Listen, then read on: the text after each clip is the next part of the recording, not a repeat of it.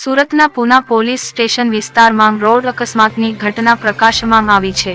સુરતના પૂના પાટિયા પાસે ગંગા હોટલની સામે માર્ગ અકસ્માતમાં બાઇક ચાલકનું મોત। બાઇક ચાલક દ્વારા અકસ્માતને આમંત્રણ આપી ખોટા ઓવરટેક કરવાને કારણે મોત। મૃતકનું નામ પ્રહલાદસિંહ સોલંકી। પૂરપાટ ઝડપે ચાલતી ટ્રકને ઓવરટેક કરવાને કારણે બાઇક સ્લીપ થઈ ગયું હતું અને બાઇક સવારને ટ્રકના પાછળના ભાગે અથડાતા ગંભીર ઈજાઓ થતાં 108 એમ્બ્યુલન્સને ફોન કરતાં તેને મૃત જાહેર કરાયો હતો।